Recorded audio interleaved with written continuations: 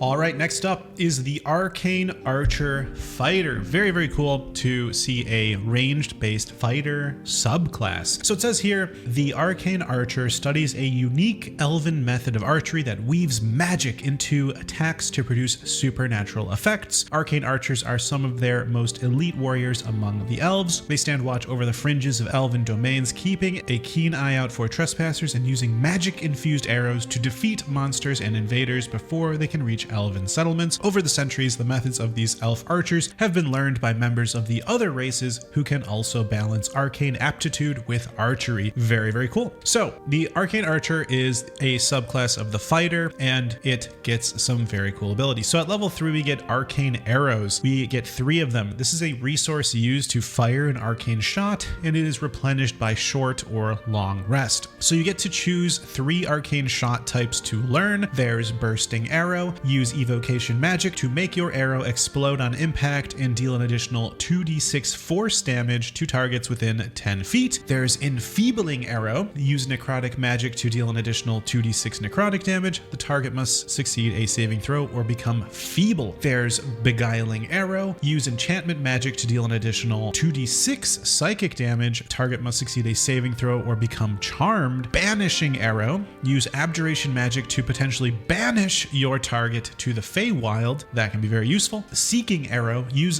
divination magic to make your arrow seek a target. The arrow deals an additional 1d6 force damage and possibly applies fairy fire. And then there's shadow arrow. Use enchantment magic to deal an additional 2d6 psychic damage, and the target must succeed a saving throw or become blinded. And then grasping arrow. Deal an additional 2d6 poison damage. Affected entity's movement speed is reduced by 3, and it will take 2d6 slashing damage when it moves. Very, very cool. And then last we have piercing arrow. Use transmutation magic to attack all those within the line of your shot. Each target must succeed a saving throw or be dealt an additional 1d6 piercing damage. Very cool. So if you can line up targets, or if there's a swarm of rats maybe charging at you, piercing arrow seems like the right choice. Very, very cool options. Lots of options. You can choose 3 of them, 3 of those options. And then at level 6, the Arcane Archer gains additional charges for a total of 6. You regain expanded charges after a short rest. So I guess you get 3 additional charges you regain after a short rest or a long rest. Very, very cool. I